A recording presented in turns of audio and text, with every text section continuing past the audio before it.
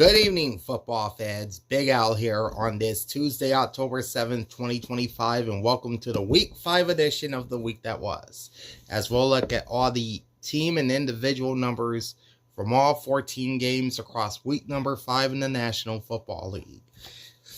And stick around till the end for my Week 6 power rankings, and there is a new number 1 team. I'll tell you all about that later.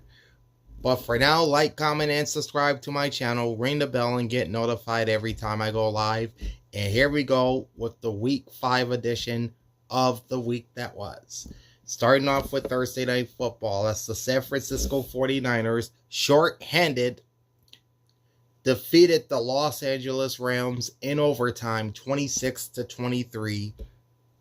As San Francisco moves to 4-1 on the season, the Rams drop to 3-2. Alright, individual numbers first for the 49ers. We have Mac Jones, 33 of 49, 342 yards, 2 touchdowns, no interceptions, and a 100.9 QB rating. Leading rusher for the Niners is Christian McCaffrey, 22 carries, 57 yards, only averaging 2.6 per run. Top receivers for San Francisco include Kendrick Bourne, who had a great game, 10 catches, 142 yards on 11 targets, and a 14.2 average. Christian McCaffrey added 8 catches at 82 yards, plus a receiving touchdown on 9 targets, and a 10.3 average. And Jake Tonjes in at tight end for the injured George Kittle, one of many San Francisco injuries going into this one. 7 catches, 41 yards, and a touchdown on 11 targets, and a 5.9 average. Eddie Pinheiro was 4 for 4 on field goals, long of 59, 2 for 2 on extra points. Thomas Morstead with 4 punts, averaging 42, long punt of 50, and 2 inside the 20-yard line.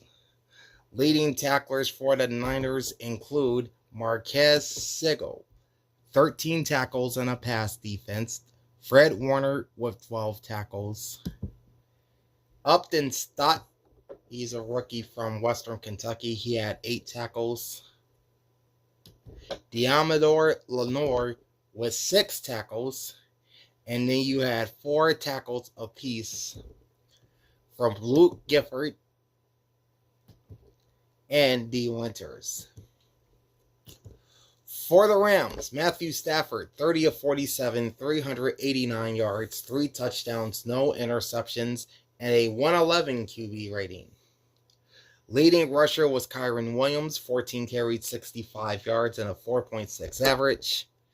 On the receiving side, Devontae Adams had 5 catches, 88 yards on 11 targets, and a 17.6 average. Puka Nacua, 10 catches, 85 yards, and a touchdown on 12 targets, and an 8.5 average. Tutu Atwell, 2 catches, 72 yards on 4 targets, and a 36 average. And the aforementioned Kyren Williams had 8 catches for 66 yards and 2 receiving touchdowns on 10 targets. He was used a lot in this game. He averaged 8.3 per reception. Joshua Carty, 1 for 2 on field goals, long of 48. He also had a field goal blocked, and 2 for 3 on extra points. Ethan Evans had 2 punts, averaging 55. His long was 59. And both punts were inside the 20-yard line.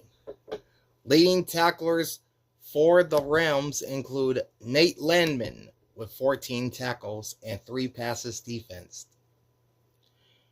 Quentin Lake with 11 tackles and a pass defensed. 7 tackles apiece for Cam Curl and Puna Ford. You had 6 tackles by Kobe Durant, 6 tackles and half a sack by Byron Young, and 6 tackles as well for Jarrett Verse. Total yards, 456 for the Rams, 407 for the 49ers.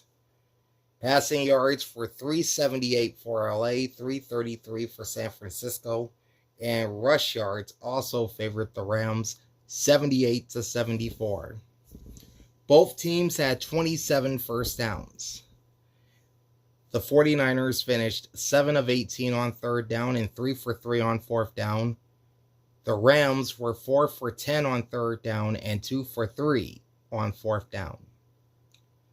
8 penalties, 44 yards for the Niners, 1 sack taken for 9 yards, no lost fumbles, and no interceptions thrown. 5 tackles, 36 yards for the Rams, 1 sack taken for 11, 2 fumbles lost, and no interceptions thrown. All right, the 49ers are in ball hawk territory, possessing the ball for 40 minutes and 4 seconds, while the Rams had the ball for 26 minutes and 20 seconds.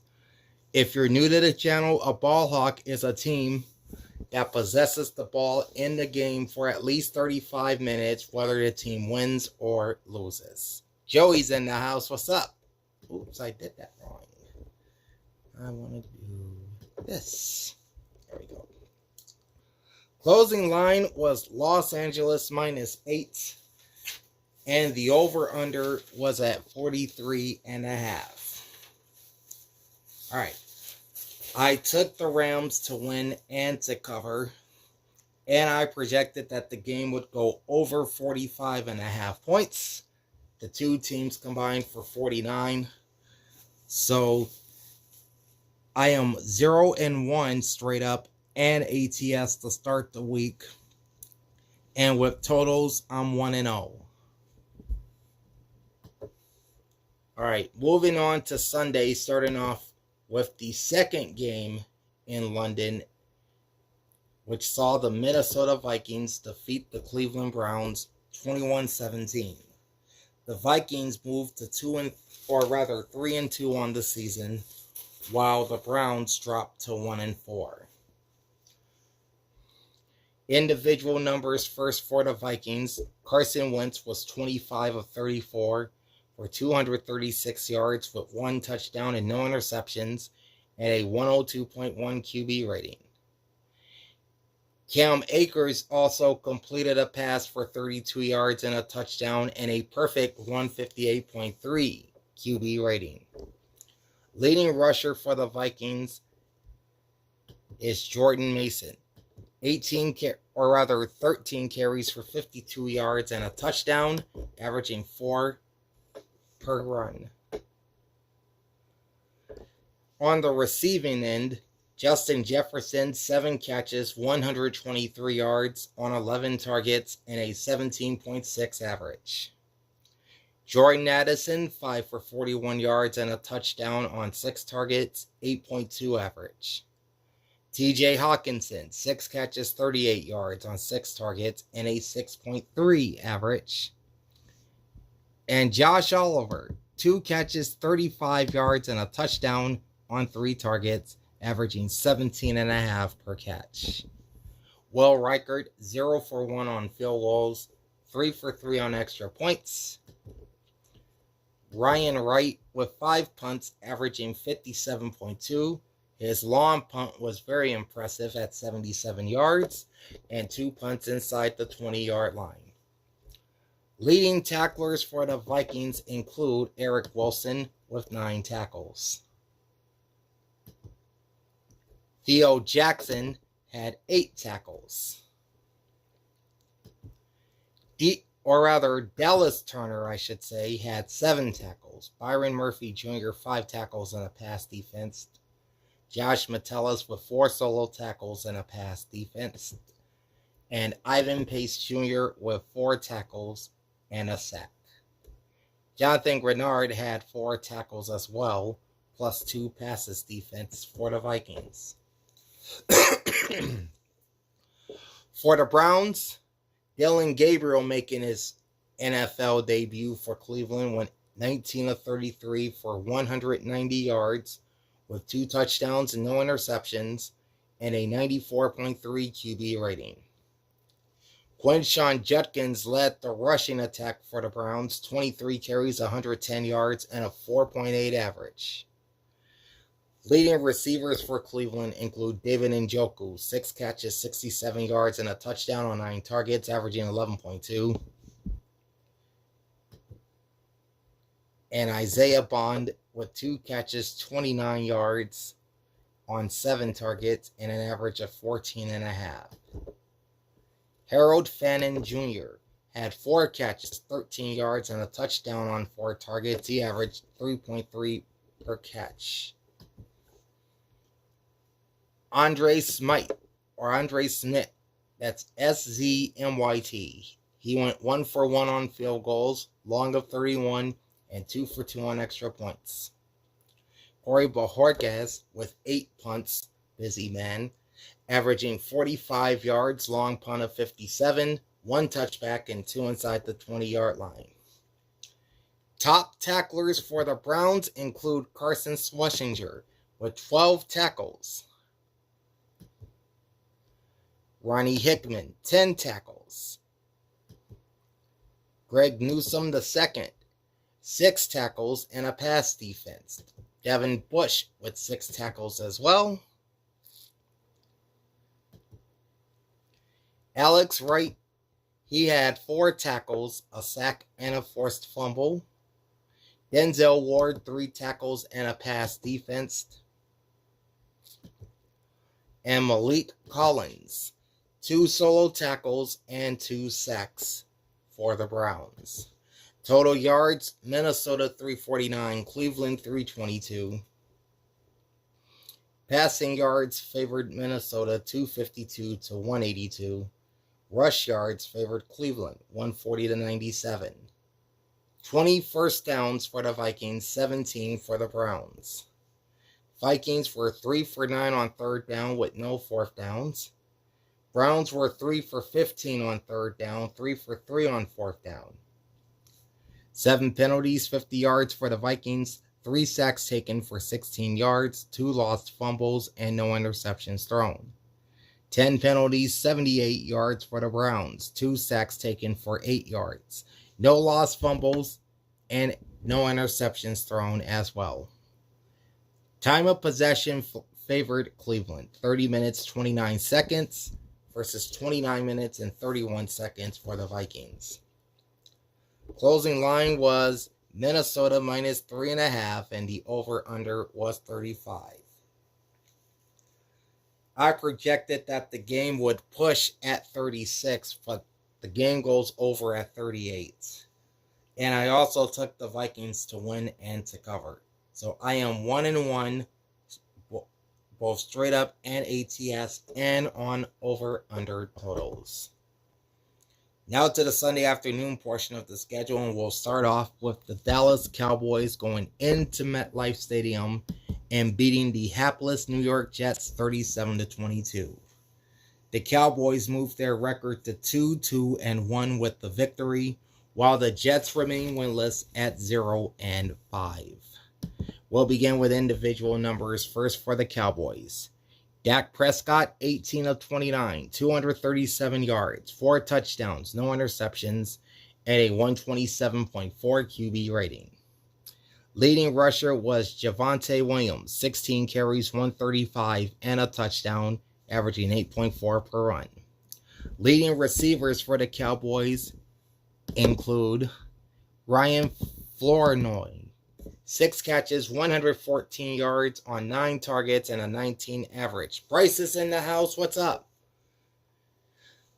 George Pickens, 2 catches, 57 yards, and a touchdown on 4 targets, averaging 28.5. Jake Ferguson, 7 catches, 49 yards, 2 scores, and 9 targets, plus a 7-yard average. And Javonte Williams, his only catch went for a touchdown for 4 yards. He was targeted twice. That's pretty much it for the Cowboys receivers. Braden Aubrey, 1 for 1 on field goals, long of 35, 4 for 5 on extra points.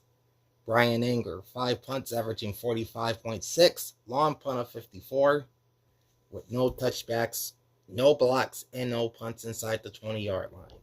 Leading tacklers for Dallas include Shamar James with 15 tackles, including 8 solo tackles. Wanye Thomas had 10 tackles. Deron Bland, 7 tackles. Donovan Wilson with 8 tackles. James Houston with 3 tackles and 1.5 sacks. And Sam Williams with 2 solo tackles and a sack. For the Jets, Justin Fields was 32 of 46 for 283 yards with 2 touchdowns and no interceptions and a 100.2 QB rating. Breece Hall was New York's leading rusher, 14 carries, 113 yards, averaging 8.1 per run. Leading receivers for the Jets include Garrett Wilson, 6 catches, 71 yards, and a touchdown on 10 targets, averaging 11.8 per catch. Mason Taylor had 9 receptions, which led the team. He also had 67 yards. He was targeted 12 times and had an average of 7.4 per reception. Breece Hall, 4 for 42 on 5 targets and a 10.5 average. And then Andrew Beck caught a touchdown reception for the Jets. Nick Folk, 2 for 2 on field goals, long of 48 with no extra points. And Austin McNamara, 4 punts averaging 44, long punt of 58, 1 punt inside the 20-yard line. Leading tacklers for the Jets include Jamian Sherwood with 7 tackles. Brandon Stevens, 6 tackles and 2 passes defensed. Malachi Moore, 5 tackles. Tony Adams had 5 tackles plus a pass defensed. Kiko Malagoa, 4 tackles. I think I butchered his name. Sorry if I did. Quinnen Williams, 3 tackles. And Sauce Gardner with 2 solo tackles and a pass defense. Total yards, 416 for the Cowboys, 378 for the Jets. Passing yards, slight advantage to the Cowboys at 236 to 234. Dallas has the edge in rush yards, 180 to 144. New York had 25 first downs versus 22 for Dallas. The Cowboys 6 of 13 on third down with no fourth downs. The Jets were 7 of 16 on third downs and 1 for 3 on fourth down. 11 penalties, 91 yards for the Cowboys, 1 sack taken for 1 yard, no lost fumbles, and no interceptions thrown. 10 penalties, 61 yards for the Jets, 5 sacks taken for 49, 1 lost fumble, and no interceptions thrown. Time of possession is 34 minutes and 36 seconds for the Jets, nearly putting them in ball hawk territory. The Cowboys, meanwhile, only had the ball for 25 minutes and 24 seconds. Closing line was New York -1, over-under was 47. When I wrote down my picks, Dallas was favored by a point, so I went with the Cowboys straight up and against the spread, and I won. And the total, I picked over 47 points. There were 59. So that makes me 2-1 straight up, ATS, and on totals to this point. Next comes the first of many upsets in Week 5 as the defending Super Bowl champion Philadelphia Eagles lose at home to the Denver Broncos 21-17. The loss snapped a 10-game overall win streak and a 12-game home win streak for the Eagles, both dating back to last year. Also, this is just Philadelphia's second loss in 22 games, including the postseason. Denver improves to 3-2, while the Eagles suffer their first loss of the season, dropping to 4-1. We'll start with individual numbers. First up for the Broncos.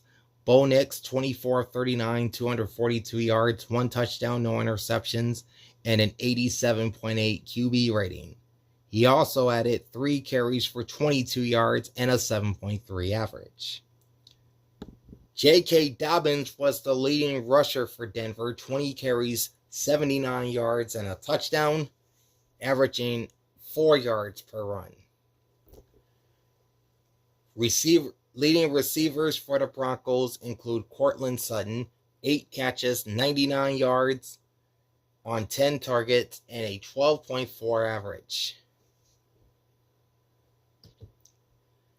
Next up, you have Troy Franklin with 3 catches and 35 yards on 5 targets, averaging 11.7. And Evan Ingram, the Eagles know him well during his time with the Giants. Ingram had 4 catches, 33 yards, and a touchdown on 6 targets, averaging 8.3 per reception. Will Lutz, 2 for 2 on field goals. Long field goal was 55, and 1 for 1 on extra points. Jeremy Crawshaw, 7 punts, averaging 46.9. Long punt of 63. He had 1 touchback, and 5 of his punts inside the 20-yard line. Good job for Mr. Crawshaw. Leading tacklers for the Broncos include Talanoa Hufanga with 7 tackles and a pass defense. Pat Surtain II, 6 tackles and 2 passes defense. Alex Singleton, 6 tackles and a sack. Jaquan McMillan, 4 tackles, a sack, and a pass defense. And Nick Bonito, my defensive player of the week, had 4 tackles and 2.5 sacks. For the Eagles, Jalen Hurts throwing the ball well in this one. 23 of 38, 280 yards, 2 touchdowns, no interceptions, and a 100.8 QB rating. Saquon Barkley was the leading rusher for Philly, just 6 carries, 30 yards, and a 5 average. Leading receivers for the Eagles include Devontae Smith, 8 catches, 114 yards on 10 targets, averaging 14.3. Saquon Barkley, 3 catches, 58 yards, and a touchdown on 3 targets, 19.3 average. That touchdown, by the way, netted 47 of Saquon's 58 yards. And A.J. Brown, 5 catches, 43 yards on 8 targets, and an 8.6 average. Dallas Goedert, 3 catches, 19 yards, and a touchdown on 9 targets, and a 6.3 average. Jake Elliott, 1 for 1 on field goals, long of 31, 2 for 2 on extra points. Braden Mann, 7 punts, averaging 51.3, long punt of 69 with 2 touchbacks. Leading tacklers for Philly include Zach Bond, 12 tackles and a sack. Jahad Campbell, 11 tackles. Keely Ringo, 6 solo tackles. Quinyon Mitchell, 7 tackles and a pass defense. Andrew Makuba, 6 tackles. Cooper DeJean, 5 tackles and a pass defense. And Moro Ojomo had 4 tackles. Reed Blankenship, 3 tackles. Cameron Latu also had 3 tackles for the Eagles. Zadarius Smith also added a sack to go along with his 3 tackles. Total yards, Broncos 358, Eagles 302.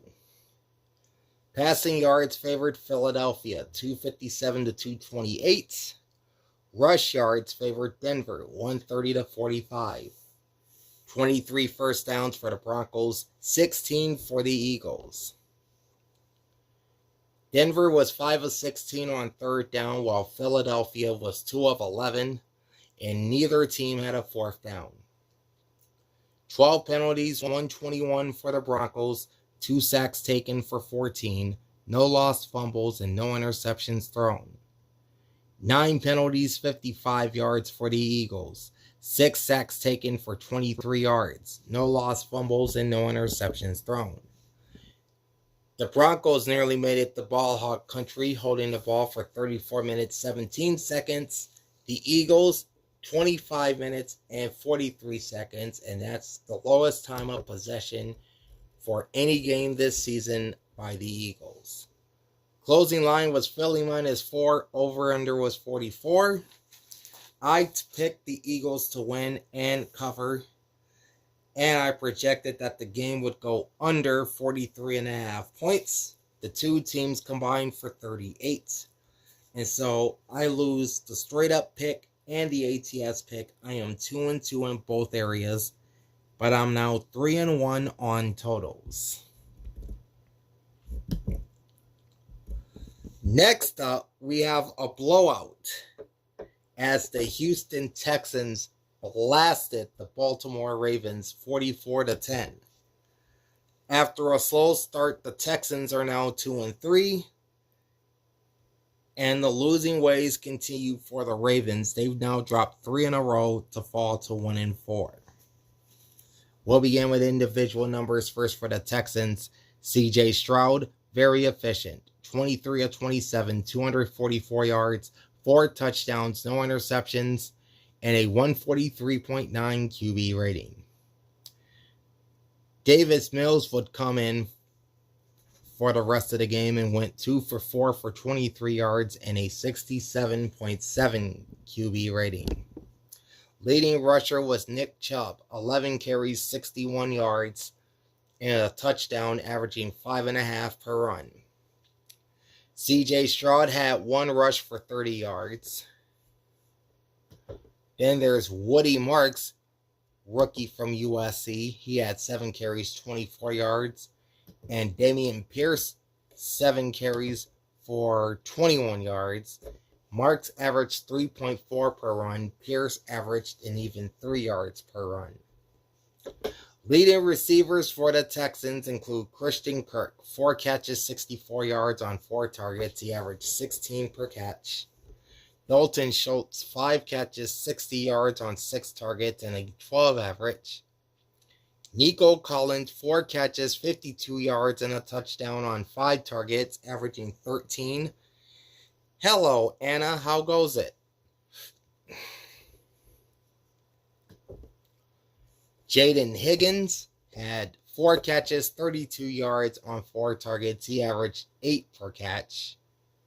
Xavier Hutchinson, 3 catches, 18 yards, and 2 touchdowns on 3 targets, averaging 6.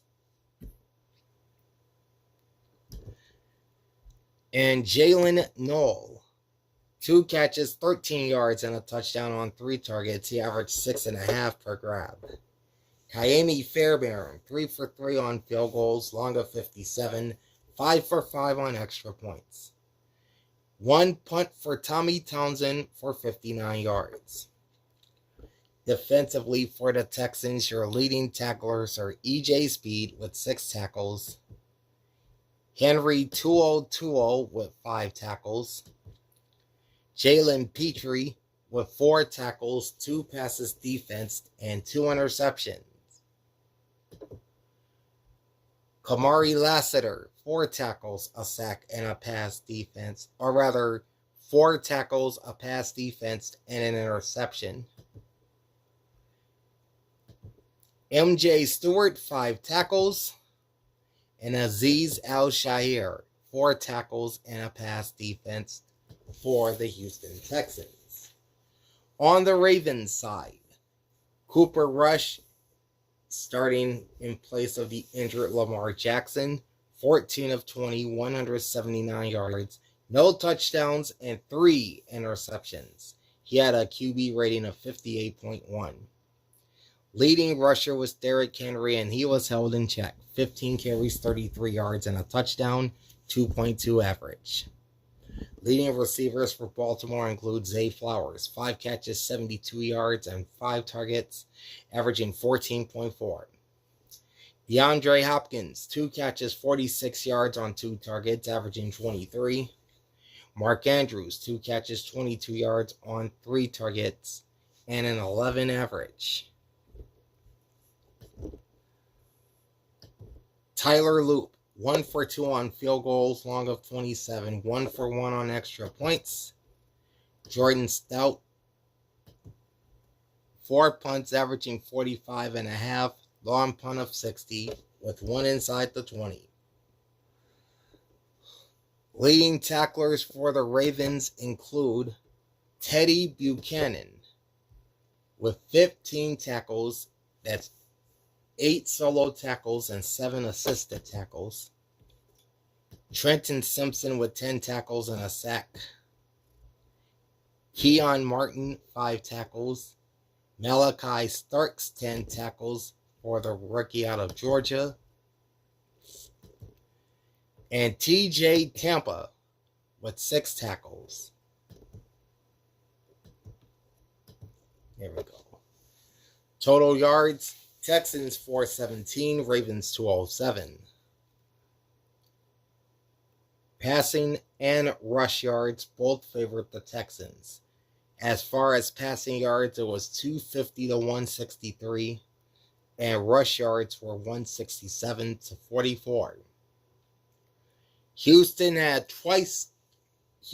more than twice the first downs as Baltimore, 27 to 12. The Texans finished 7 of 12 on third down, 1 for 1 on fourth down, while the Ravens were 3 for 8 on third down with no fourth downs. 4 penalties, 26 yards for the Texans, 2 sacks taken for 17, no fumbles lost, and no interceptions thrown.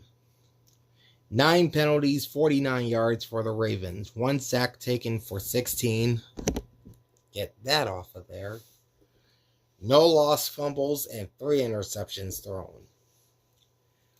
The Texans went into ball hawk territory as they possessed the ball for 36 minutes and 33 seconds versus 23 minutes and 27 seconds for the Ravens. Closing line was Houston minus 2.5. Over under is 41.5. I picked the Texans to win and to cover, so I go to 3-2, both straight up and against the spread. However, I did project that this game would finish under 40 points. The two teams combined for 54 points. In fact, Houston hit that total by themselves and then some. So for the over-under total, I lose this one, drop to 3-2 as well. All right. From one blowout to another, the Indianapolis Colts continue to put together their fine 2025 season as they beat down the Las Vegas Raiders 40-6. The Colts are now 4-1 and sitting atop the AFC South, while the Raiders, since that Week 1 victory at New England, they have not found the win column ever since. They are 1-4. We'll start with individual numbers, starting off with the Colts. Daniel Jones, a.k.a. Indiana Jones, 20 for 29, 212 yards, 2 touchdowns, no interceptions, and a 113 QB rating. Anthony Richardson Sr., 1 for 2 for 9 yards and a 62.5 QB rating. And rookie tight end Tyler Warren attempted a pass for a 39.6 QB rating. Leading rusher for Indy is Jonathan Taylor, 17 carries, 66 yards, 3 touchdowns, averaging 3.9.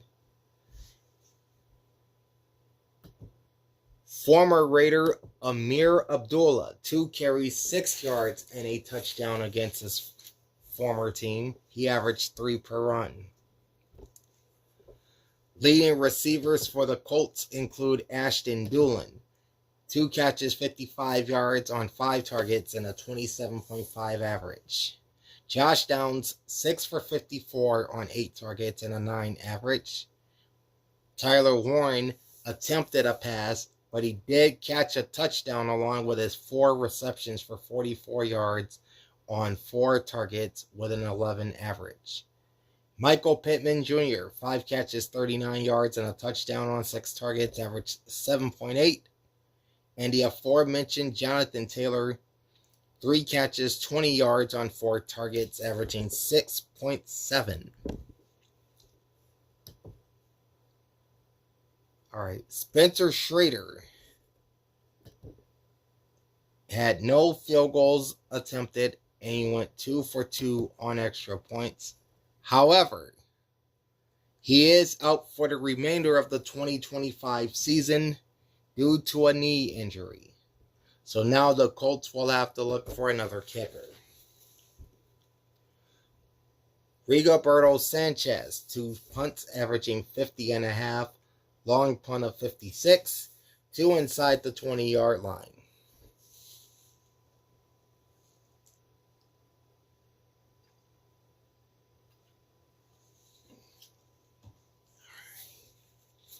Leading tacklers for Indianapolis include Austin Ajayi. I don't know how you pronounce his name. He had 9 tackles to lead the team. Nick Cross had 7 tackles. Zaire Franklin also had 7 tackles plus a sack. DeForest Buckner, 6 tackles and a sack. Neville Gallimore, 6 tackles. Charvarius Ward with 5 tackles. And Samson Ebukam had 5 tackles and a sack. Mekhi Blackman had 5 tackles, a pass defense, and an interception. Nick Cross also had a pass defense for the Colts in this one. For the Raiders, Geno Smith's struggles continues. 25 of 36, 228 yards, no touchdowns, and 2 picks with a 63.2 QB rating. Leading rusher for Vegas is Ashton Jeanty, 14 carries, 67 yards, and a 4.8 average. Leading receivers for the Silver and Black include Trey Tucker, 4 catches, 62 yards on 6 targets, averaging 15.5. The aforementioned Ashton Jeanty, 5 catches, 42 yards on 7 targets, and an 8.4 average. Albert Okwuegbunam something. He has one of the most difficult last names in the NFL. Anyway, he had 5 catches, 36 yards on 6 targets, and a 7.2 average. Jacoby Myers, 4 catches, 32 yards, 6 targets, and an 8 average. And Jack Beck, 3 catches, 27 yards on 5 targets, averaging 9 per catch. Daniel Carlson, 2 for 3 on field goals, long of 37 with no extra points. Adam Cole had a punt blocked. Daniel Carlson's 1 punt went for 30 yards. Defensively for the Raiders, leading tacklers are Jeremy Chinn with 10 tackles. You have 5 tackles apiece from Isaiah Pola-Mao, Devin White, and Elandon Roberts. Mad Max Crosby had 3 tackles and a pass defense. That's 3 solo tackles and a pass defense. Adam Butler also had 3 solo tackles. And Malcolm Kuntz had 4 tackles for the Raiders. Chen also had a pass defense, if I didn't mention that. Total yards, 317 for the Colts, 296 for the Raiders. Passing yards favored Indy, 221 to 190. Rush yards favored Vegas, 106 to 96. 24 first downs for the Colts, 22 for the Raiders. Vegas was 8 of 14 on 3rd down, 1 for 2 on 4th down. Indianapolis was an impressive 8 for 10 on 3rd down with no 4th downs. 6 penalties, 65 yards for the Raiders, 4 sacks taken for 38. no lost fumbles, 2 interceptions thrown. 9 penalties, 72 yards for the Colts, no sacks taken, no lost fumbles, and no interceptions. Vegas won the time of possession battle, 33 minutes and 25 seconds versus 26 minutes, 35 seconds for the Colts. Closing line, Indianapolis -7, over-unders 46.5. I took the Raiders to, or no, I did not take the Raiders. Sorry about that. I took the Colts to win and to cover, and I projected the game would go over 48 points. They just missed that by a couple as the two scored 46. So, straight up record is now 4-2. ATS record also 4-2. My over-under totals are 3-3.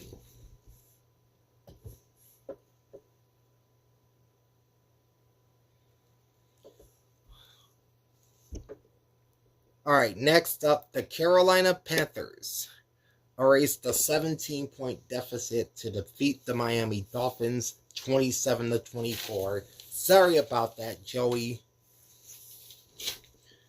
The Panthers moved to 2-3 on the season, while the Dolphins fall to 1-4. We'll start with individual numbers for the Panthers. Bryce Young, 19 of 30 for 198 yards, 2 touchdowns, 1 interception, and a 90.7 QB rating. Leading rusher was Rico Dowdle, and he put on a show as he takes home Offensive Player of the Week honors. 23 carries, 206 yards, and a touchdown. He averaged 9 yards per rush.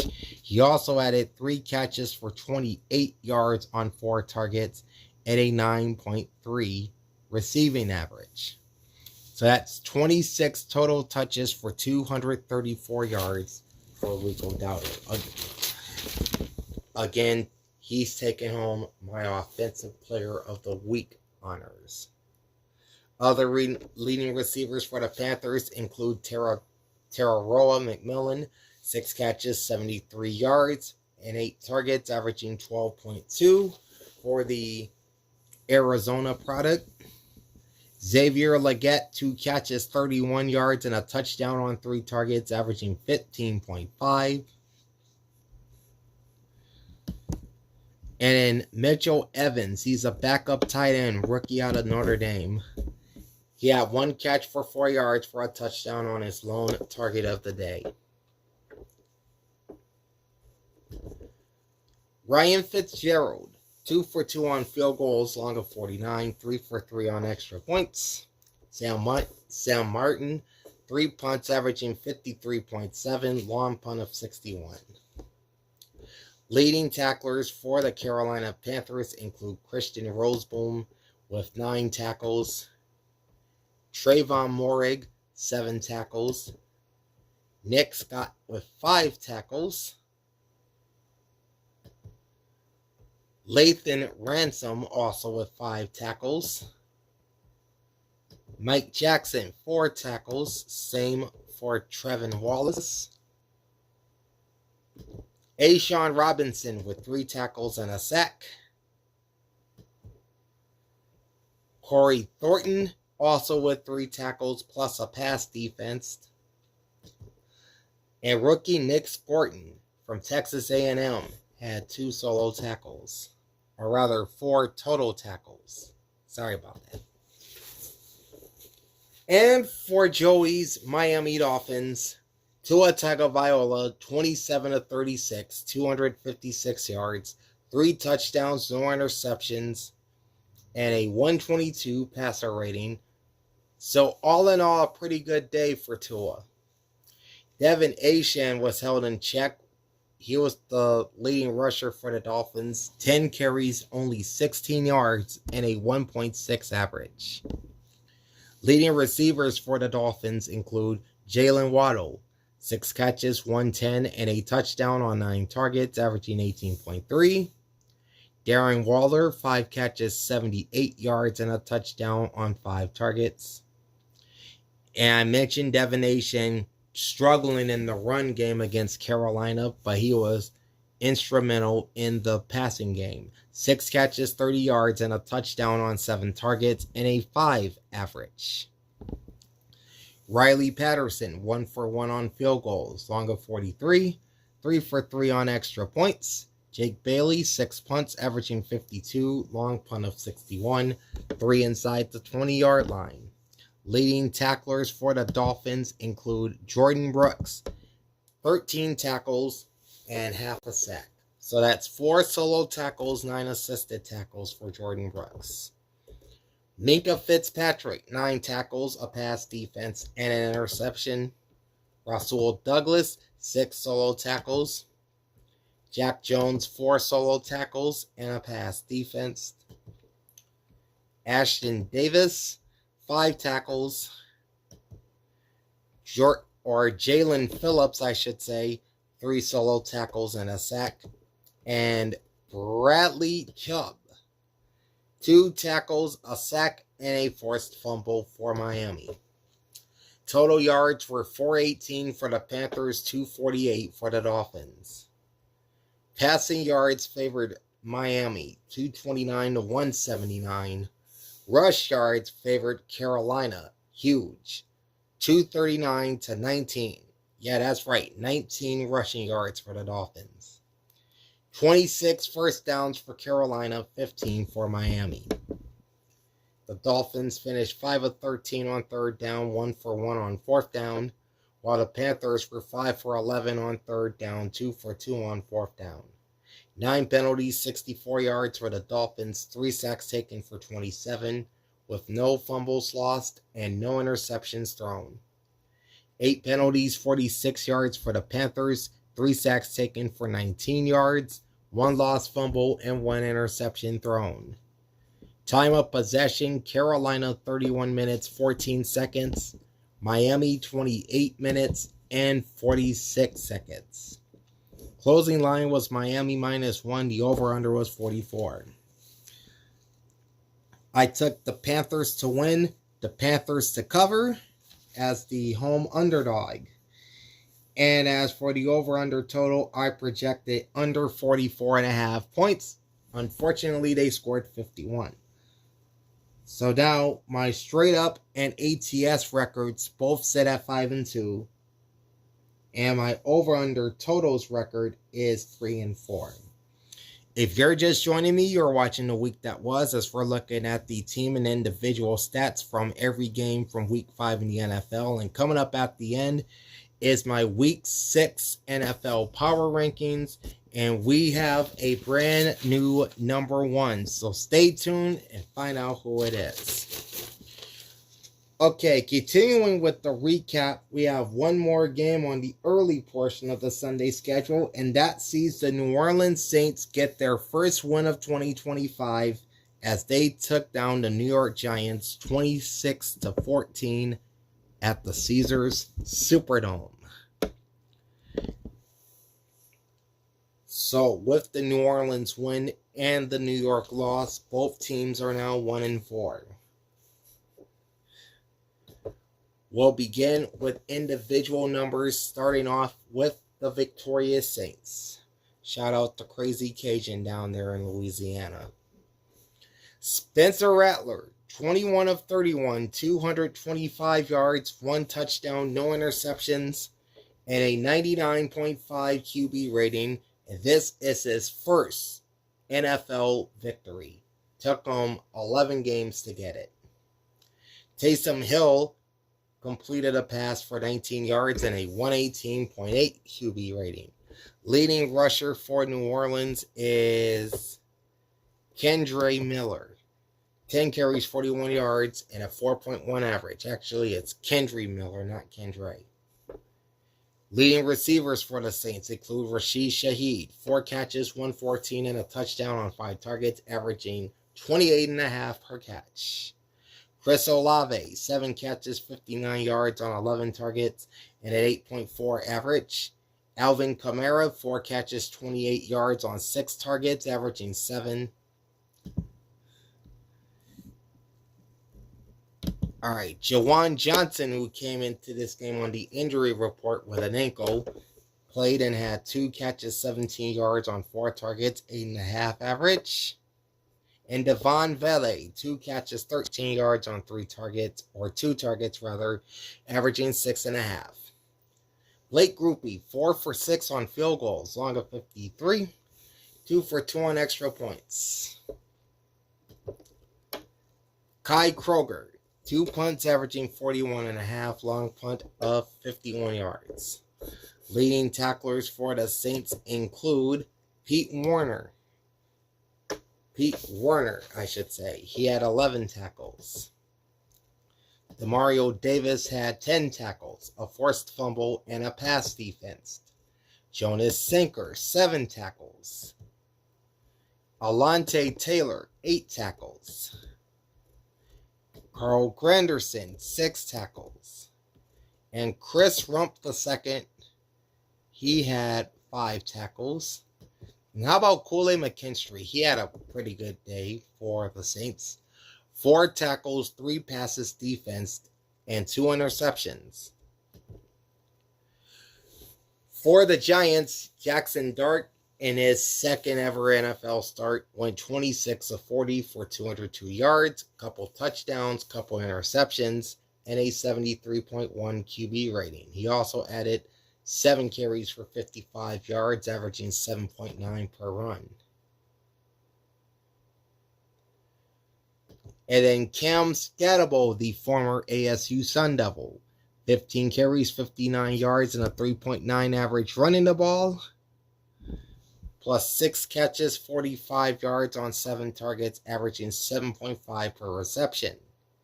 Other leading receivers for the Giants include Daniel Bellinger, 4 catches, 52 yards on 4 targets, 13 average. Theo Johnson, 6 catches, 33 yards, and 2 touchdowns on 7 targets, averaging 5.5.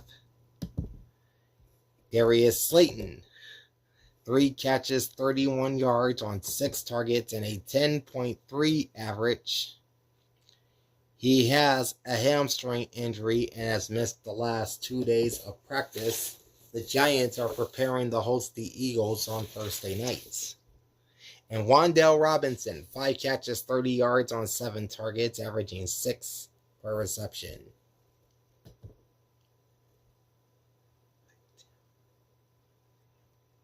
Jude McAtemney,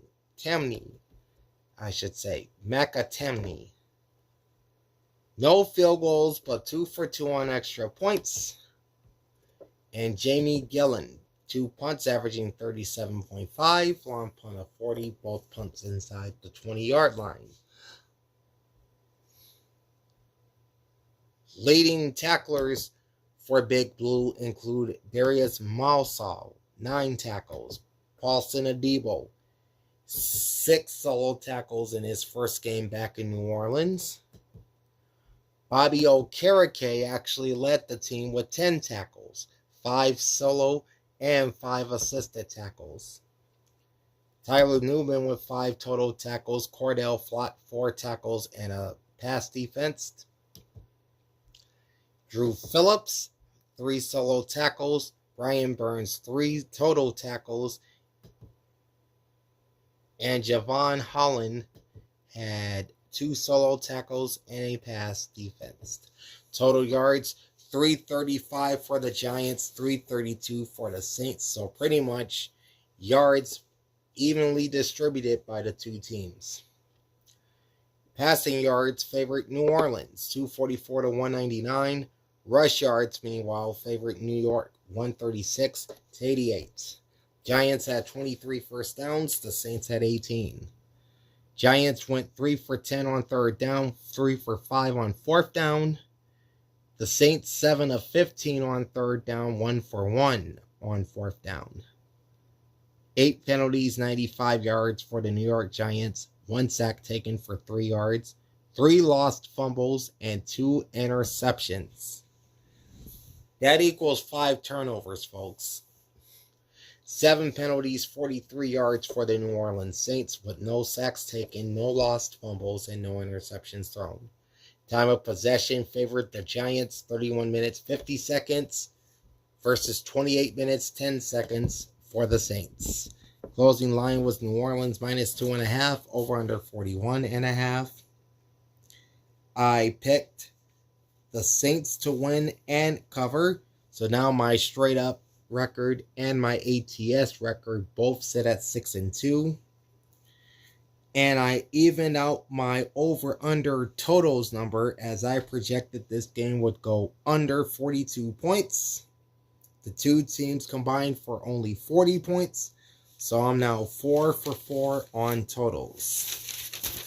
All right, that's the early portion of the Sunday schedule. Now to the late games. And perhaps the game of the day took place at Lumen Field as the Tampa Bay Buccaneers outlasted the Seattle Seahawks in an offensive shootout, 38-35.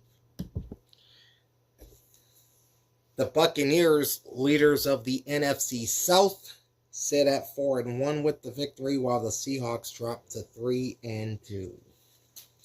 We'll begin with individual numbers first for the victorious Buccaneers. Baker Mayfield, very good in this game. In fact, both quarterbacks were very good. Mayfield was 29 of 33 for 379 with 2 touchdowns, no interceptions, and a 134.7 QB rating. Leading rusher was Rachaad White, 14 carries, 41 yards, and 2 touchdowns, averaging 2.9 per run. Leading receivers for Tampa include the rookie Emeka Egbuka, 7 catches, 163, and a touchdown on 7 targets. Averaged 23.3 yards per catch. Cade Otton, 4 catches, 81 yards on 5 targets. He averaged 20.3 per catch. Taz Johnson, rookie punt returner from Oregon, had 4 catches, 59 yards on 4 targets. He averaged 14.8. The aforementioned Rachaad White, 4 catches, 30 yards on 4 targets, and a 7.5 average. Chris Godwin, 3 catches, 26 yards on 4 targets. He averaged 8.7. And Sterling Shepard, 4 catches, 24 yards, and a touchdown on 5 targets. He averaged 6 per catch. Chase McLaughlin, 3 for 3 on field goals, long of 39, including the game winner, and 3 for 3 on extra points. Riley Dixon, 2 punts averaging 45.5, long punt of 51, 1 punt inside the 20-yard line. Leading tacklers for the Buccaneers include Lavonte David with 9 tackles, a pass defense, and an interception.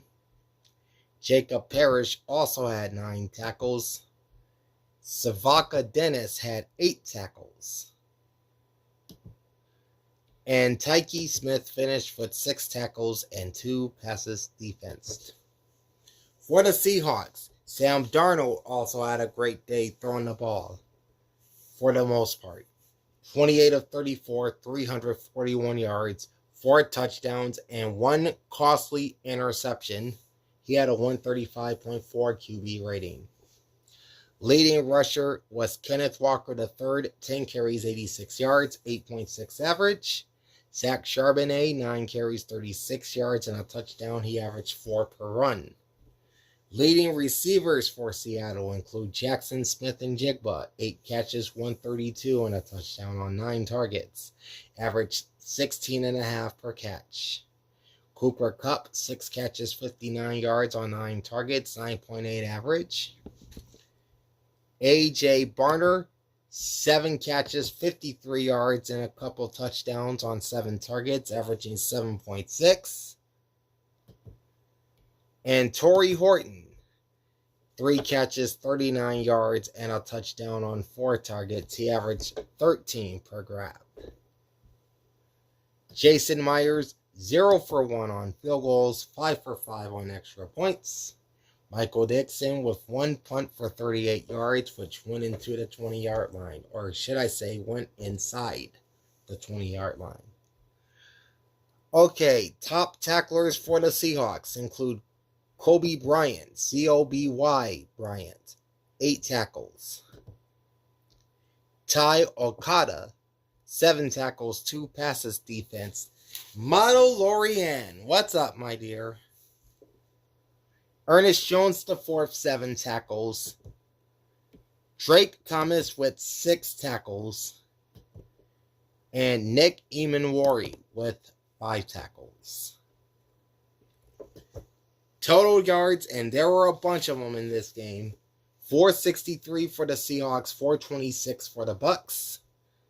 Passing yards favored Tampa Bay, 370 to 341.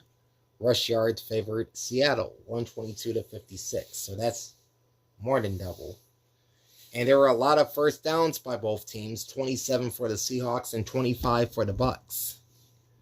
Both teams did very well on third down. 7 of 11 for Tampa Bay, 6 of 9 for Seattle. The Seahawks also 1 for 1 on fourth down, while Tampa Bay had no fourth downs. 4 penalties, 37 yards for the Buccaneers, 1 sack taken for 9, no lost fumbles, and no interceptions thrown. 7 penalties, 56 yards for the Seahawks, no lost fumble, or rather no sacks taken. They had 1 lost fumble and 1 interception thrown. And again, that was a killer. Nice jersey, maybe. Thank you. I wonder if Lorian has a Mahomes jersey or any Chiefs jerseys. I don't know. Time of possession, 33 minutes, 12 seconds for the Bucks, 26 minutes, 48 seconds for the Seahawks. Closing line, Seattle -4, over under 44.5. All right, I took the Seahawks to win, lost the straight up bet, or straight up pick, dropped my record to 6-3. But I did take Tampa Bay to cover the 4 points. So that'll count as a dub. 7-2 on my ATS spread picks. And as for over-under point totals, I projected over 44.5.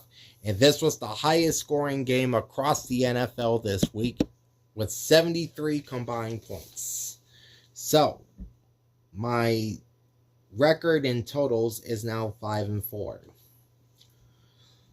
Okay, next up, we had a meltdown of epic proportions as the Arizona Cardinals, up 21-3 at one point,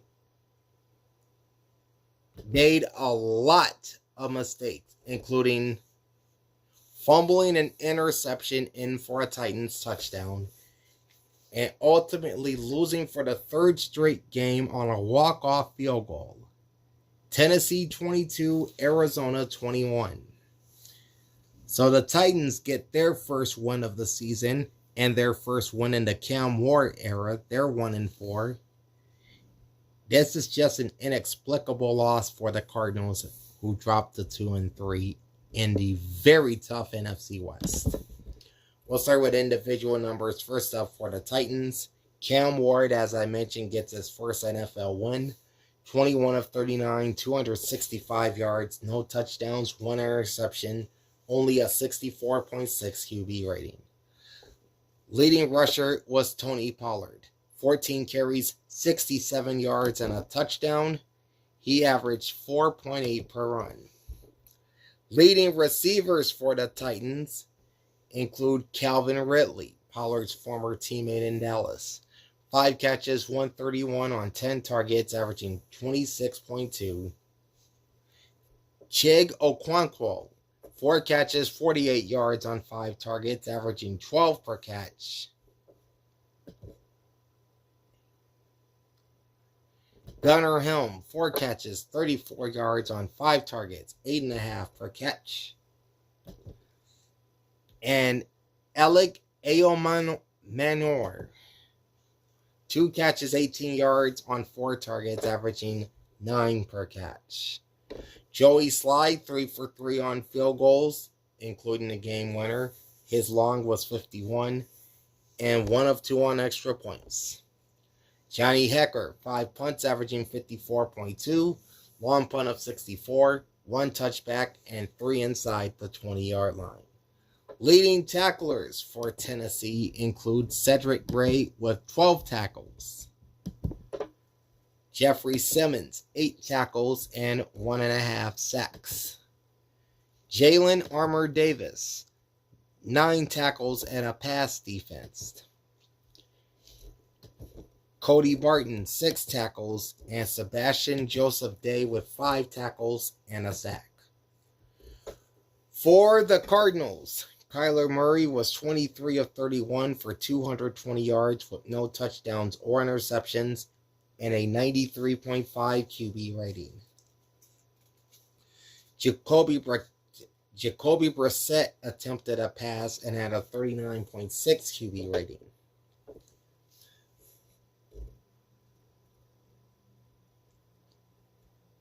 Leading rushers include Emari Demercado. 3 carries, 81 yards. He averaged 27 per run.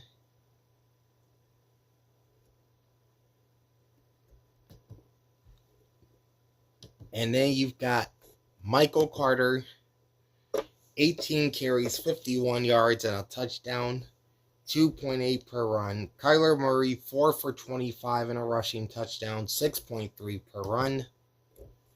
And Bam Knight, 4 carries, 11 yards, and a touchdown, averaging 2.8.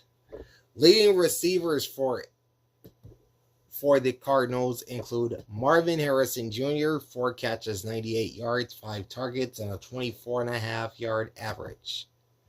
Trey McBride, 5 catches, 41 yards on 7 targets, and an 8.2 average. And Michael Carter, 5 catches, 22 yards on 5 targets, averaging 4.4 per catch. No field goals for Chad Ryland, but he was 3 for 3 on extra points.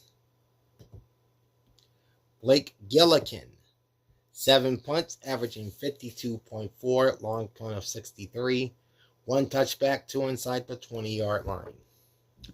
Leading tacklers for Arizona include Mack Wilson Sr. with 6 tackles and a pass defense.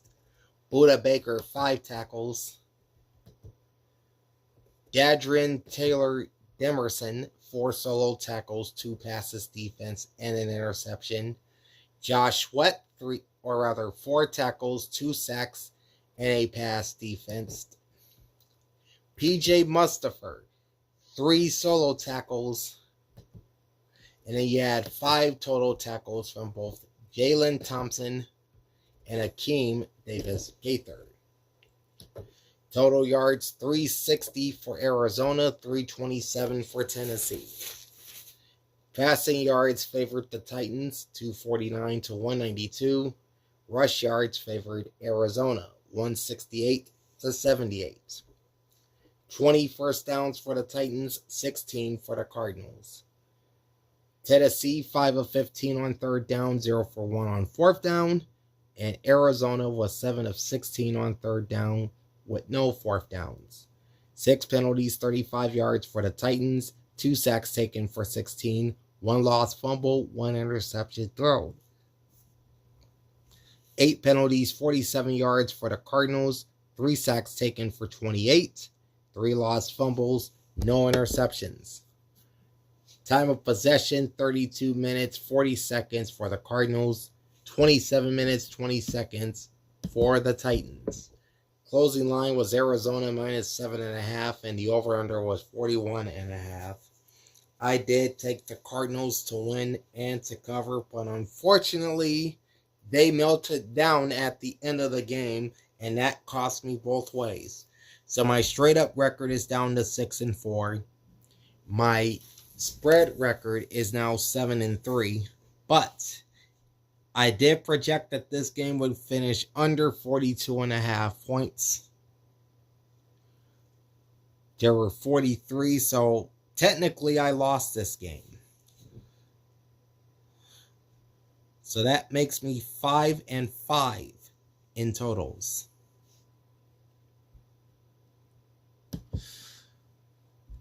All right, lock of the week was the Detroit Lions beating the Cincinnati Bengals 37-24.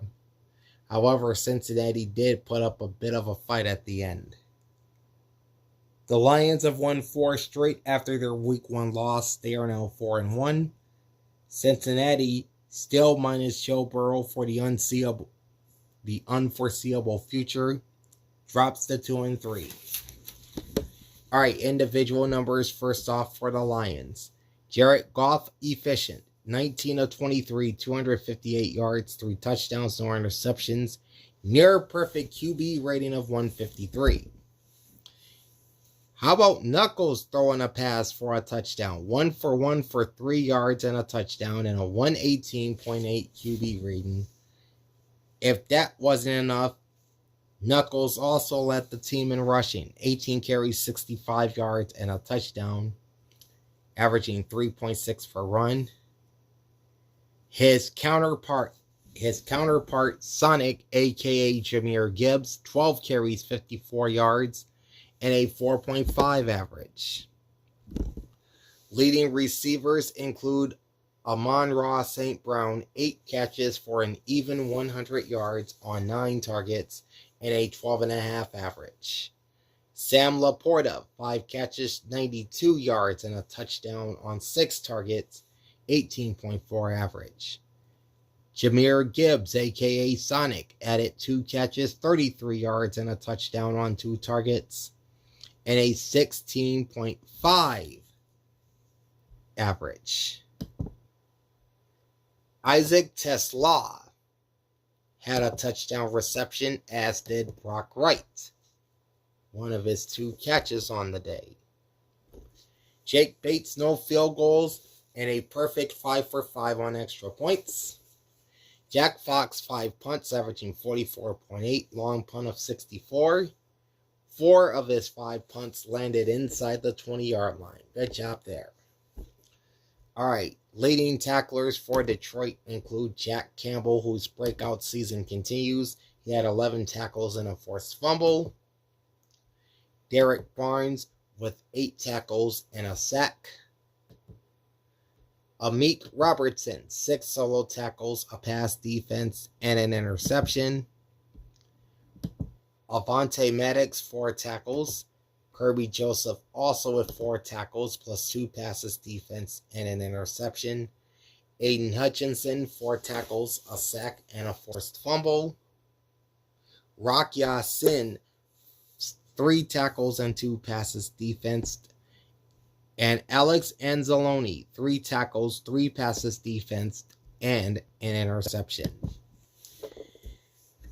Meanwhile, for the Bengals, the beat goes on. Jake Browning, 26 of 40, 251 yards, 3 touchdowns, and 3 interceptions. He had a 76.1 QB rating. He was also the team's leading rusher, 4 carries, 31 yards, and a 7.8 average. Samaje Perine, 4 for 27 and a 6.8 average. And Chase Brown, 8 for 27 and a 3.4 average. Leading receivers for Cincinnati include Jamar Chase, 6 touchdowns, or rather 6 catches, 110 yards, and 2 touchdowns on 10 targets, averaging 18.3. Andre Iosivas, 5 catches, 82 yards on 7 targets, 16.4 per catch. And T. Higgins, 3 for 22 and a touchdown on 7 targets, 7.3 average. Chase Brown, 7 for 21 on 8 targets and a 3 average. Evan McPherson, 1 for 1 on field goals, long of 50, and 3 for 3 on extra points. Ryan Redkow, 4 punts, averaging 55, long punt of 65 with 3 touchbacks. Leading tacklers for the Bengals include Demetrius Knight Jr. and TJ Slayton Jr., both leading the team with 8 tackles. Geno Stone had 6 tackles. Logan Wilson also among the team leaders with 8 tackles. BJ Hill with 5 tackles. Even Jamar Chase getting into it with 3 solo tackles.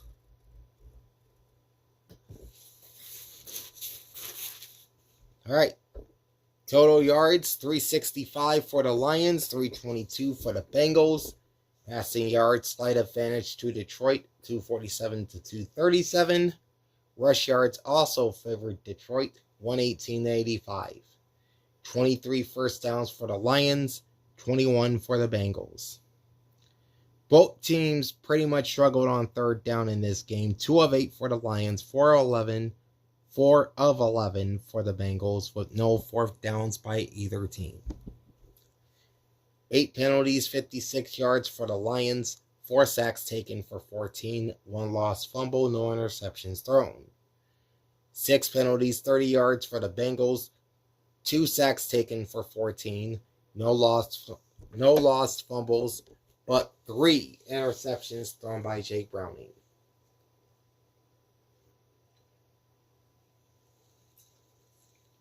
Time of possession, Lions 34 minutes, 21 seconds, just a stone's throw from ball hawk territory.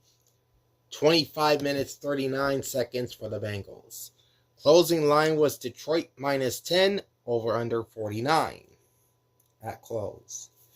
I took the Lions to win, the Lions to cover, and I projected the game would go over 49.5. The two teams scored 61 points. So I'm a winner all 3 ways. Straight up record is now 7-4. ATS record is 8-3. Totals record is 6-5.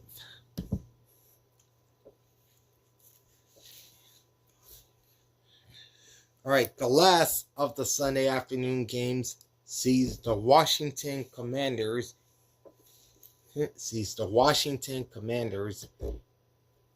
get Jayden Daniels back from injury as they went into SoFi and beat the LA Chargers 27-10. Both teams are now 3-2 on the season. We'll start with individual numbers first for the Commanders. Jayden Daniels, again in his return, 15 of 26, 231 yards, 1 touchdown, no interceptions, and a 100 QB rating. Leading rusher is Ja'Cory Krosky-Merritt. He's now the feature back in Washington due to the season-ending injury to Austin Ekeler. He had 14 carries, 111 yards, and 2 touchdowns, averaging 7.9 per run. Jayden added 8 carries, 39 yards, and a 4.9 average. Leading receivers for Washington include Deebo Samuel. Snatch your chain, beat you up like Deebo. 8 catches, 96 yards, and a touchdown on 11 targets. He averaged 12 per catch. Luke McCaffrey, again, this is the younger brother of Christian McCaffrey. Only 1 catch for 50 yards on 2 targets. The aforementioned Ja'Cory Krosky-Merritt added 2 receptions for 39 yards on 2 targets and a 19.5 average. So that is a 150-yard game for the rookie out of Arizona. Matt Gay, 2 for 2 on field goals, long of 36, 3 for 3 on extra points. Tress Way, 2 punts averaging 50.5, long punt of 53. 1 touchback and 1 inside the 20-yard line.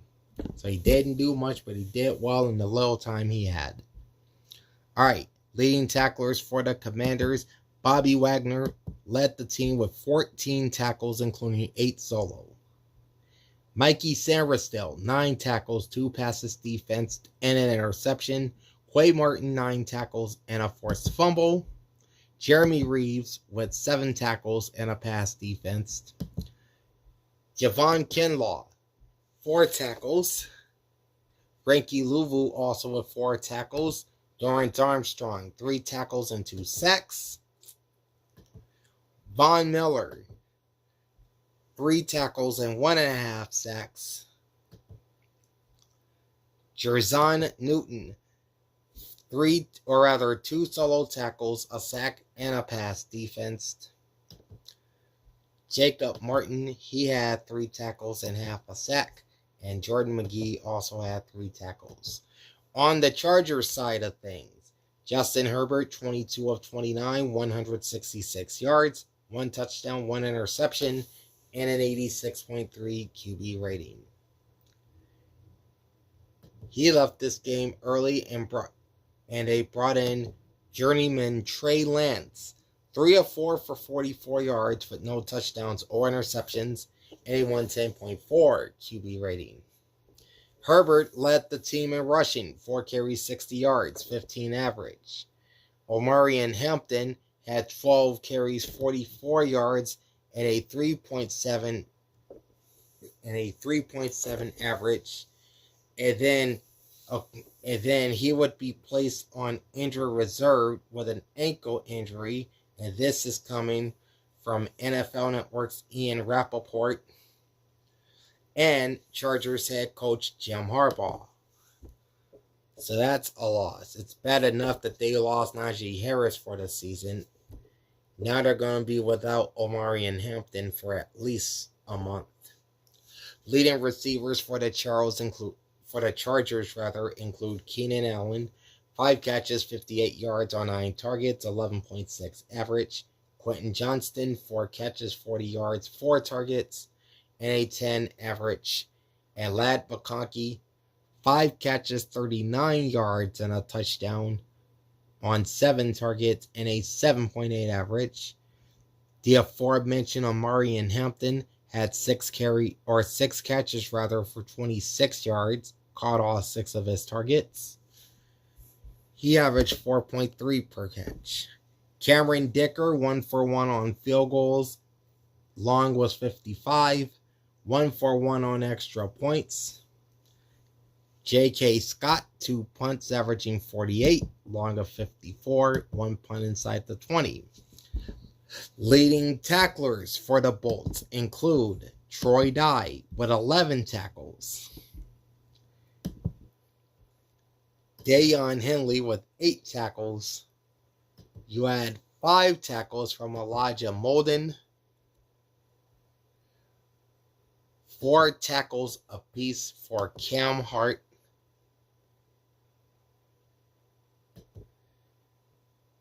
Justin Igby. He also added a sack. And Tarheeb Still, with his 4 tackles, he also had 2 passes defensed. Total yards, 389 for the Commanders, 326 for the Chargers. Passing yards, 226 to 181 for Washington. Rush yards, 163 to 155, also in favor of Washington. Same with first downs. 22 for the Commanders, 18 for the Chargers. Washington, 2 of 7 on third downs. They kind of struggled in that area. 1 for 1 on fourth down. The Chargers did not struggle on third down. They were 9 of 16 and 1 for 2 on fourth down. 7 penalties, 48 yards for the Commanders, 1 sack taken for 5 with 1 lost fumble and no interceptions thrown. 10 penalties, 85 yards for the Chargers, 5 sacks taken for 29, 1 lost fumble and 1 interception thrown. And the Chargers nearly made it to ball hawk country despite losing. They had the ball for 34 minutes, 19 seconds, while the Commanders had it for just 25 minutes and 41 seconds. Closing line was LA -3. Over-under was 48.5. I did pick the Chargers to win and cover, lost both picks. And I also lost the total. I said it would push to 48. They only scored 37. So, my straight-up record drops to 7-5. My spread record is now 8-4. And my over-under totals record is 6-6. So that evens out with this one. All right. Sunday Night Football saw the New England Patriots go into Orchard Park in a whiteout. And no, it wasn't snowing in Buffalo. The fans were wearing white. Anyway, they would defeat Josh Allen and the Buffalo Bills 23-20.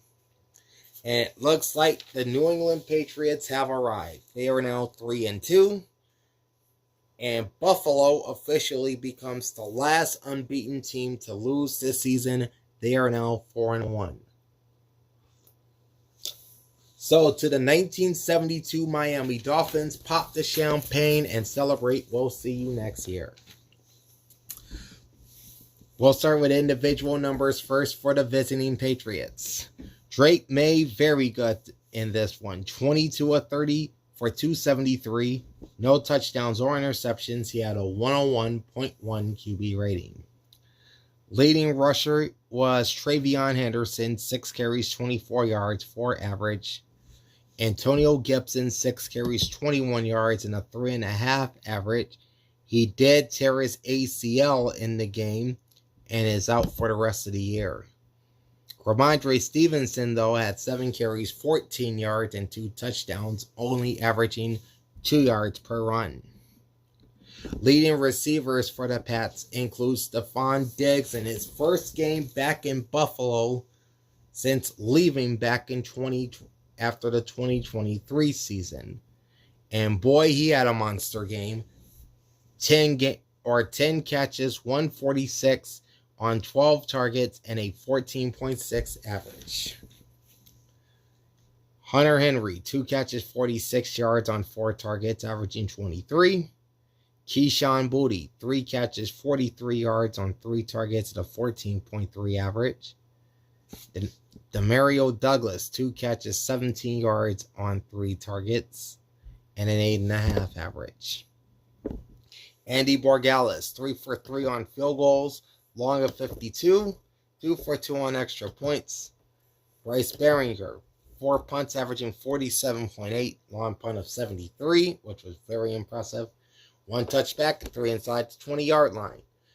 Leading tacklers for the Patriots include Robert Spillane with 8 tackles and a forced fumble. Marcus Jones, 7 tackles, 2 passes defense, and an interception. Christian Ellis with 8 tackles. Harold Landry III, 5 tackles. Jack Gibbons with 6 tackles. Christian Gonzalez added 6 tackles and a pass defense. Milton Williams, boy, do we miss him in Philadelphia. He had 4 tackles and half a sack. And Jalen Hawkins had 3 tackles and half a sack. For the Bills, Josh Allen, 22 of 31, 253, 2 touchdowns, 1 interception, and a 103.3 QB rating. He also led the team with 9 carries, 53 yards, and a 5.9 average. Meanwhile, James Cook held to 15 carries, 49 yards, and a 3.3 average. Leading receivers for Buffalo include Belton Kincaid, 6 catches for 108 on 6 targets, and an 18 average. Khalil Shakir, 6 catches, 45 yards on 9 targets, 7.5 average. Josh Palmer, 2 for 36 on 2 targets, and an 18 average. Curtis Samuel, 2 catches, 26 yards, and a touchdown on 2 targets, averaging 13. And Keon Coleman, 4 catches, 23 yards, and a touchdown on 7 targets, averaging 5.8. Matt Prater, 2 for 2 on field goals. Long was 45. 2 for 2 on extra points. Mitch Wishnowsky, 2 punts, averaging just 35 yards. His long punt was 43 with 1 touchback. All right, leading tacklers for the Bills include Terrell Bernard with 6 solo tackles. Greg Rousseau, 6 total tackles and a sack. Shaq Thompson, 5 tackles, a sack, and a forced fumble. And 4 solo tackles for each Tre'Davious White and Christian Benford. Matt Milano had 6 total tackles. Taylor Rapp had 3 tackles. Deion Walker also had 3 tackles plus half a sack. Total yards, Bills 363, Patriots 338. Passing yards favored New England 267 to 245. Rush yards favored Buffalo 118-71. 25 first downs for the Bills, 21 for the Patriots. The Patriots were 3 for 9 on third down. Bills were 5 of 9 on fourth or third down, and neither team had a fourth down play. 8 penalties, 93 yards for the Patriots. 4 sacks taken for 6 yards. 1 lost fumble, no interceptions thrown. 11 penalties, 90 yards for the Bills. 1 sack taken for 8. 2 lost fumbles, and 1 interception thrown. Time of possession was 34 minutes, 31 seconds for Buffalo, nearly putting them in ball hawk territory. New England, 25 minutes and 29 seconds. Closing line was Buffalo minus 7.5, over under 48.5. I picked Buffalo to win, but New England to cover. So my straight up record drops to 7-6. My spread record is now 9-4. I projected this game would go over 48.5 points. Only 43 points were scored, so I would lose this one. I am now 6-7 in my totals. And lastly, we have Monday Night Football, and what a thriller. What's up, Travis? How you doing? The Jacksonville Jaguars snapped an 8-game losing streak to the Kansas City Chiefs, including the playoffs, by beating Mahomes and company 31-28 down in Jacksonville. The Jaguars are at 4-1.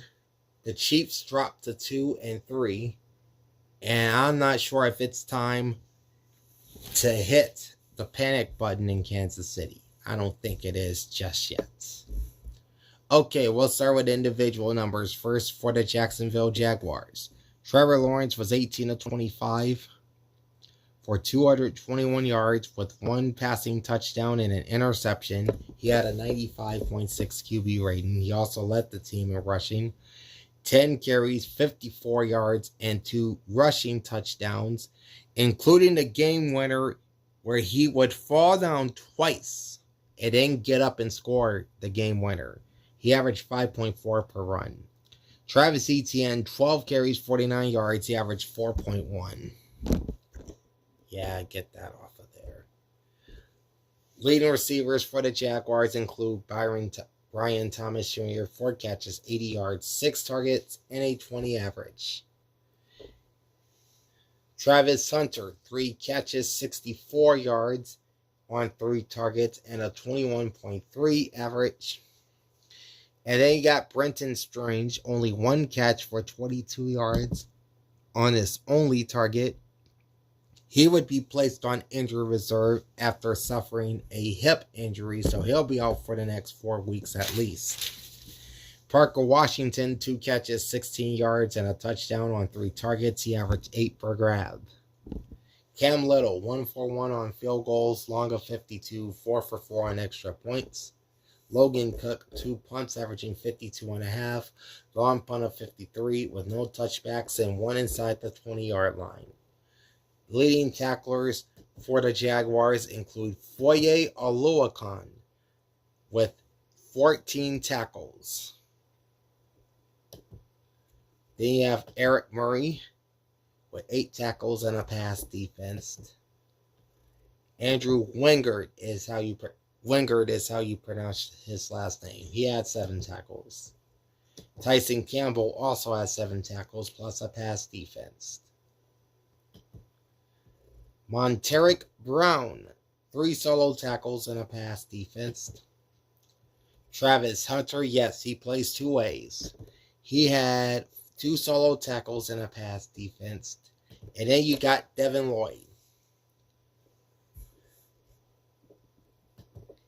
He had 2 solo tackles, a pass defense, and he returned an interception, 99 yards for a touchdown. Over on the Kansas City side of the ledger, Patrick Mahomes finished 29 of 41 for 318 yards with 1 touchdown and 1 interception. He had a 91.3 QB rating. Mahomes also led the Chiefs in rushing. 6 carries, 60 yards, and a touchdown at 10 per tote. Kareem Hunt, 7 for 49 yards and 2 touchdowns at 7 per tote. And Isaiah Pacheco, 7 carries, 36 yards on 5.1 per tote. Get over there. Leading receivers for KC include Tyquan Thornton, I should say. 3 catches, 90 yards, 5 targets, and a 30 average. Travis Kelce, 7 catches, 61 yards, and a touchdown on 8 targets and an 8.7 average. Marquise Hollywood Brown, 4 catches, 48 yards on 8 targets, averaging 12 per catch. Xavier Worthy, 6 grabs, 42 yards on 9 targets, averaging 7. Brashard Smith, he's a kick returner. He had 3 catches, 32 yards on 3 targets, averaging 10.7. And Isaiah Pacheco added 3 catches, 20 yards on 3 targets, and a 6.7 average. No field goals for Harrison Butker, 4 for 4 on extra points. Matt Araiza, 4 punts, averaging 41, long punt of 55. All 4 of his punts ended up inside the 20-yard line. Leading tacklers for Kansas City include Nick Bolton, 12 tackles, a forced fumble, and a pass defense. Shamari Connor with 7 tackles. Jalen Watson, 4 solo tackles and a sack. Brian Cook, 6 total tackles. Charles Omenihu, 4 tackles and a sack. And Leo Chenal, he had 4 tackles and half a sack. Total yards, 476 for the Chiefs, 319 for the Jaguars. Passing yards favored Kansas City, 318 to 210. Rush yards also favored Kansas City, 158 to 109. 26 first downs for the Chiefs, 21 for the Jaguars. Both teams finished 5 for 9 on third down. Kansas City had no fourth downs, while Jacksonville went 0 for 1. 13 penalties, 109 yards for the Chiefs with no sacks taken, no lost fumbles, but 1 interception thrown, and that was a biggie because that went for a touchdown. 4 penalties, 25 yards for the Jaguars, 3 sacks taken for 11, 1 lost fumble, 1 interception thrown. Time of possession, 31 minutes, 59 seconds for Kansas City, 28 minutes, 1 second for Jacksonville. Closing line was Kansas City minus 3.5. Over-under was 45.5. I picked the Chiefs to win and cover. Unfortunately, I lost both those picks. And then as far as the over-under, I projected the game to go over 46.5. The 2 teams combined for 59 points. And so I won that. And so my straight up record for the week finishes at 7-7. My spread picks very, very good at 9-5. And for over under totals, I also went 7-7. So through 5 weeks, my straight up record is 46-31-1, which is a 596 win percentage. So I'm under 600 at this point. My spread picks are still pretty bad, although we had a good week. My spread picks for the season are 31-45-2, which is a 410 win percentage. And over under totals are 39-37-2, which is a 513 win percentage. In 1 p.m. games this week, I went 5-1. And for the season, I'm 27-12, which is 69%.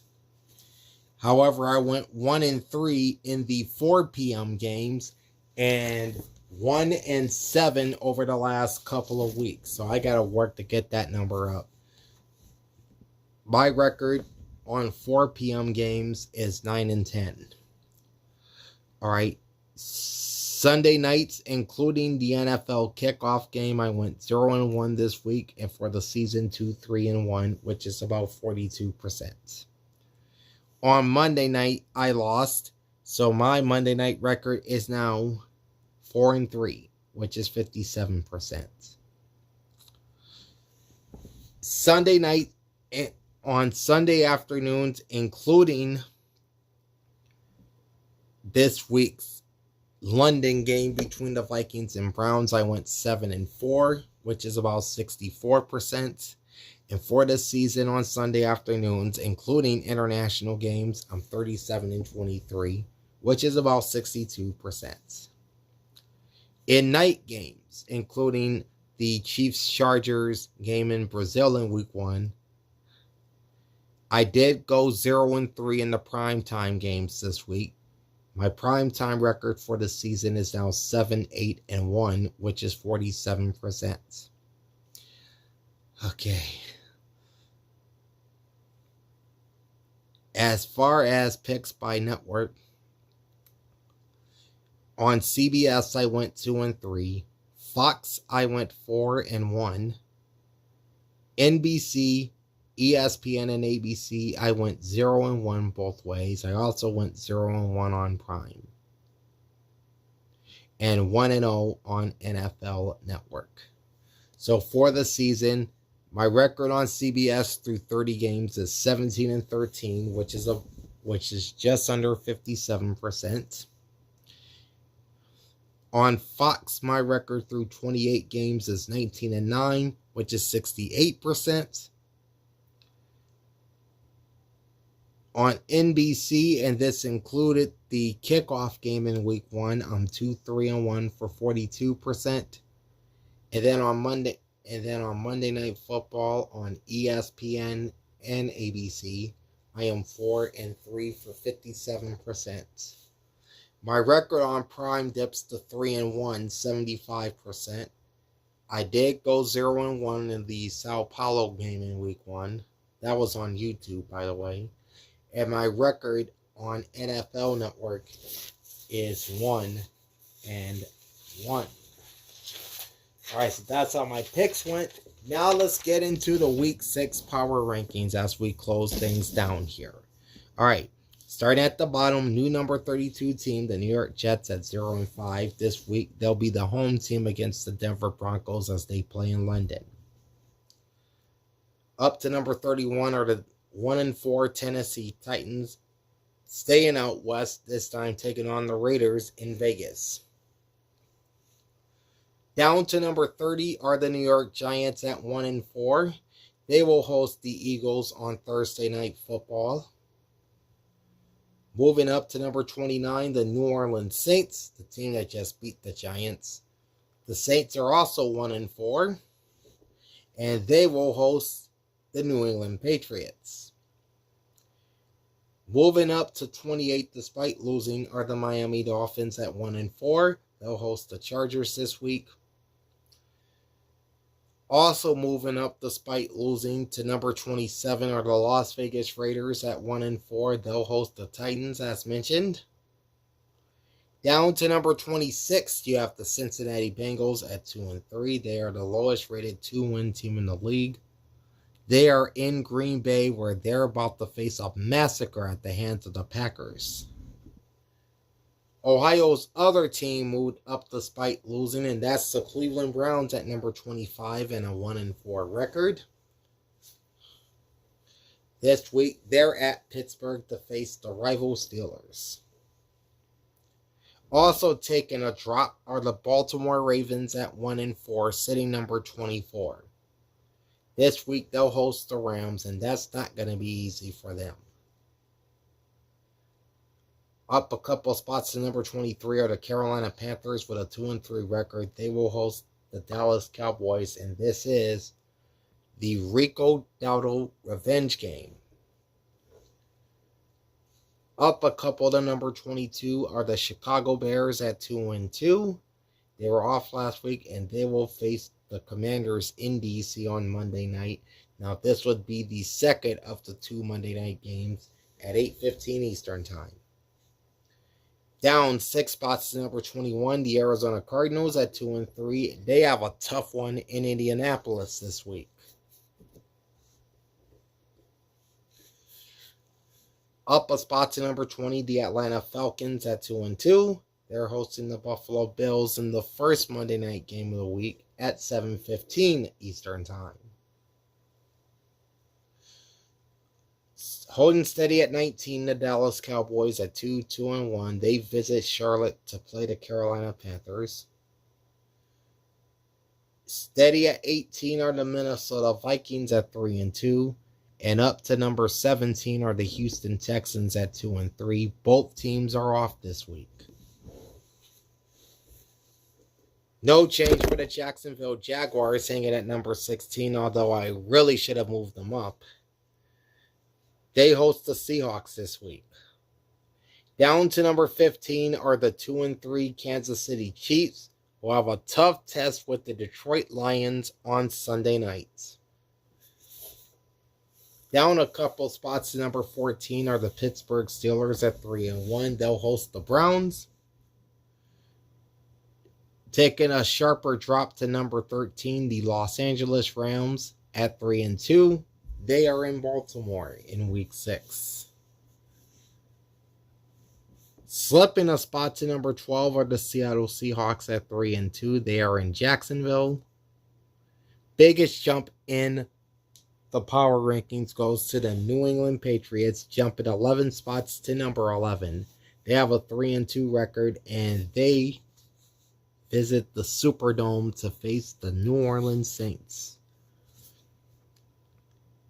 Cracking my top 10 at number 10 are the Indianapolis Colts at 4-1. They host the Cardinals. Also into the top 10 at number 9 are the Denver Broncos at 3-2. They will play the visiting team. They will play the Jets as the visitor in London. Dropping to number 8 are the LA Chargers at 3-2. They visit Miami. Moving up to number 7 are the Washington Commanders at 3-2. They will host the Bears in Game 2 of the Monday Night Doubleheader at 8:15 Eastern Time. The Tampa Bay Buccaneers move back up to number 6. They are 4-1. They'll host the 49ers. The Philadelphia Eagles fell to number 5. We're 4-1, and we will play the Giants in New York on Thursday night. The aforementioned San Francisco 49ers at 4-1 move up to number 4. They are in Tampa Bay, and that will be my game of the week. San Francisco at Tampa Bay. Up one spot to number 3 are the Green Bay Packers at 2-1. They'll host the Cincinnati Bengals.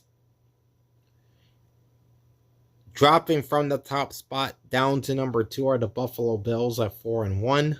They are in Atlanta in the first Monday night game of the week at 7:15 p.m. Eastern.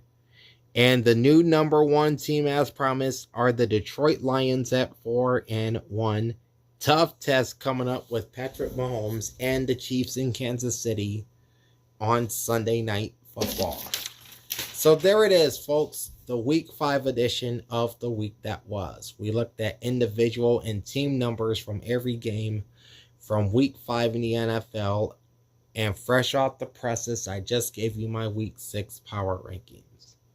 We will be back tomorrow with a look at the Week 7 college football polls and the Week 7 college football television schedule and the announcers for every game coming up this weekend. Both videos will drop tomorrow, so please join me for that. Like, comment, and subscribe to my channel. Ring the bell and get notified every time I go live. Big Al signing off. Thanks for watching and enjoy the pigskin. Peace out.